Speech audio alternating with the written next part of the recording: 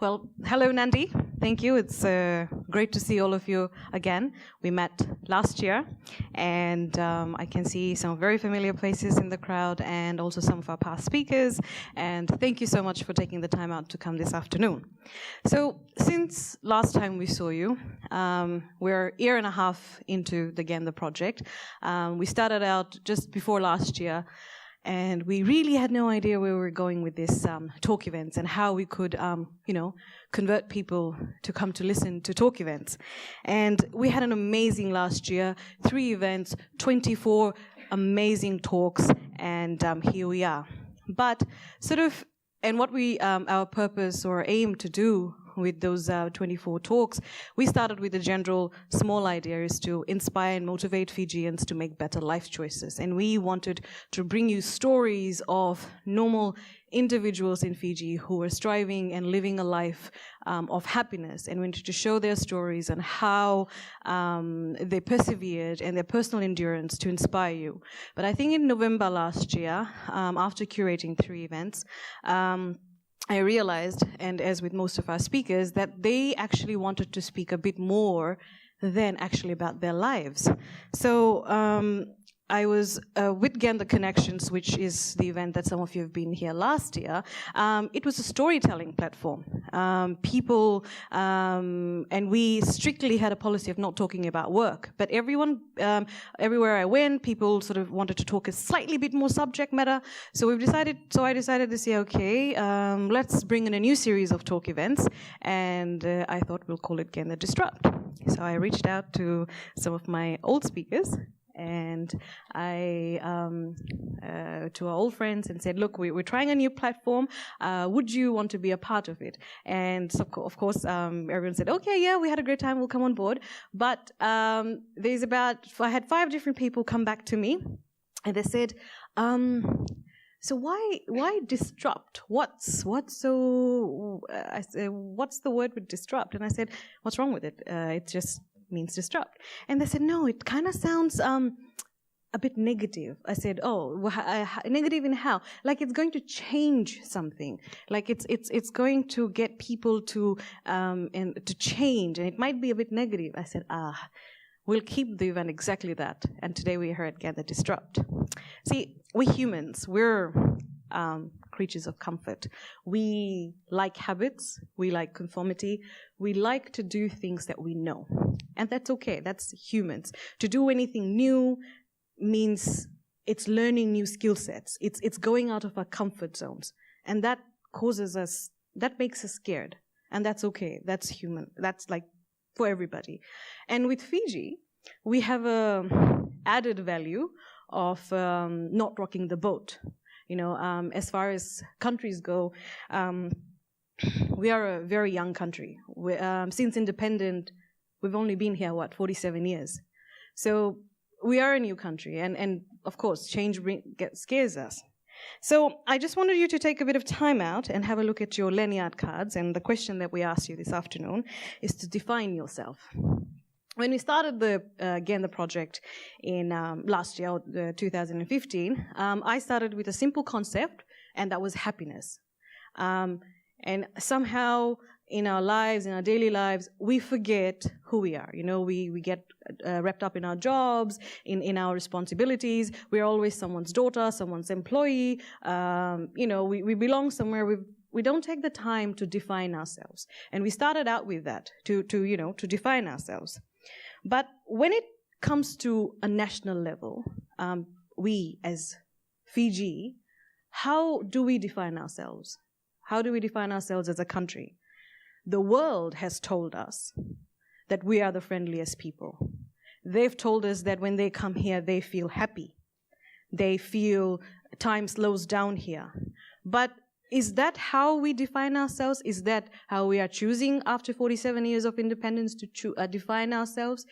As people, do we resonate with how the world has chosen to define our small island nation?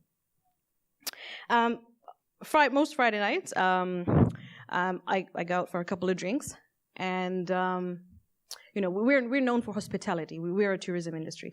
We go out for drinks, probably same 3 places in Port General.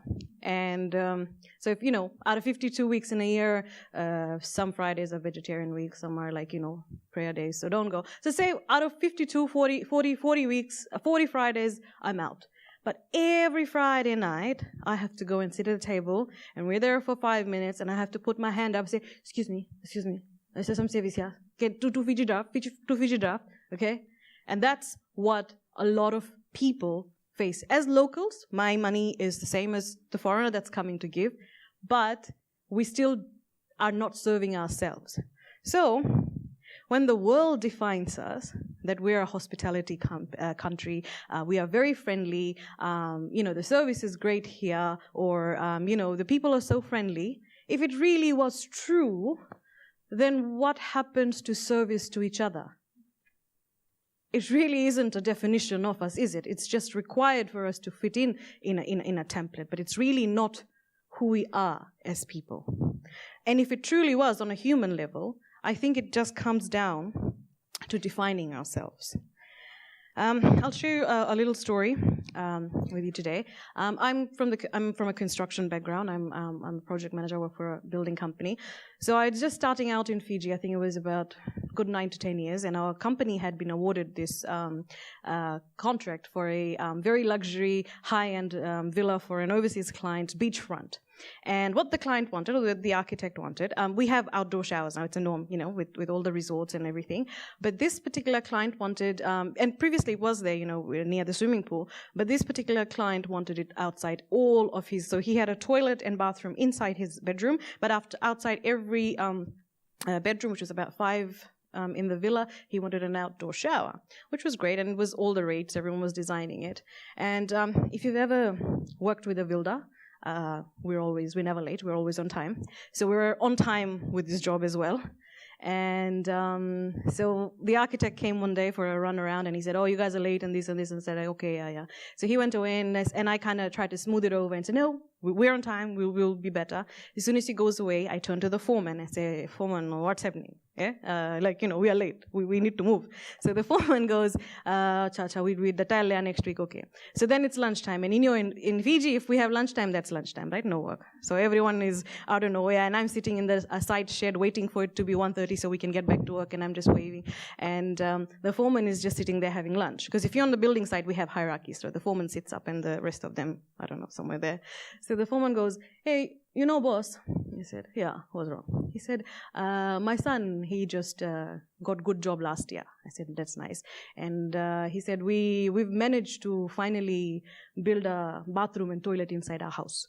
My wife has been sick, and since we've had our own house, everything, all the time, toilet and bathroom was outside. And this is the first time we've doing it inside, I said, oh, that's really nice. At that time, I was really young. For me, at that point, I saw myself as the very example of progress in Fiji.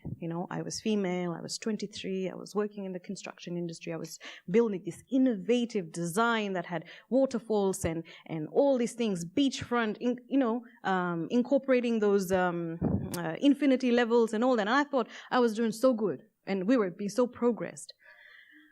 But that one conversation has always been with me. So 10 years later, and this is obviously a very subjective, opinion, but I leave it to you. In Fiji, how do we define progress? How do we define our progress? Do we define our progress as 4-lane roads and plenty of cars and high-rise buildings? Or do we define our progress as when Ramlal and Timodi have indoor plumbing in their houses? The very people sometimes working in this high-end luxury industry of ours, sometimes they don't have the accessibility in their own personal lives compared to the premises they are working for. I'm going to leave this question with you. Last year, TripAdvisor, it's an online reviewing, of course you all know, it's an online reviewing app. They did a presentation in Nandi with just trying to get all the operators and tourist ventures to join in and get their companies up to date. And as a travel writer, I went to attend it. And one of the things she said stood out was she said, when you Google Fiji as a tourist destination, the only thing that comes up is beaches. She said Fiji is not the only place that has wonderful beaches.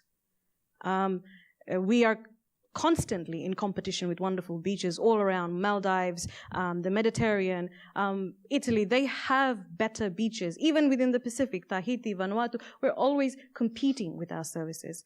But there is nothing else that's coming up for Fiji. And I thought, as a travel writer, as a content producer, I said, she said the stories are not coming up on the digital space. And as a travel writer, as a content producer, I was thinking, are we not really equipped to put our stories up on digital space, or what's the problem? Why do we have this problem? And I think it boils down to how we are defining ourselves. The global network at the moment is moving at a pace that was unimaginable.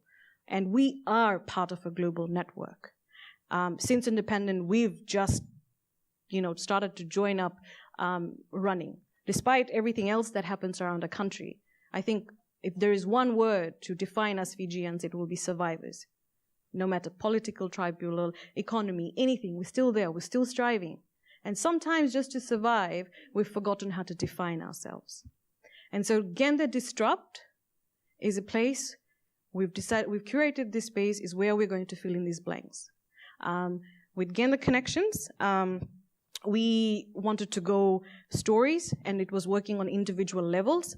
But I think if we are able to go out to corporates, go out to industries, and have these talks of how we define ourselves as people, empower our managers and our leaders who are working to take this down, and how we define ourselves. I think once you have an empowered person within themselves, this carries on throughout, just goes out to on a whole new level. And just imagine, we started with a small concept of happiness. So today, GendaDISRUPT Tourism, I thank all our event partners. I thank the 7 amazing speakers who've agreed to speak here today. We've got 2 who've come all the way from Suva, and it's amazing. And these 7 individuals are trailblazing individuals in their own industry, and they're specifically curated because how they lead their lives, how they lead their people in their organizations, in their personal operations, they choose to empower people, empower environment. In Fiji, the purpose of a business is to make money, yes, given.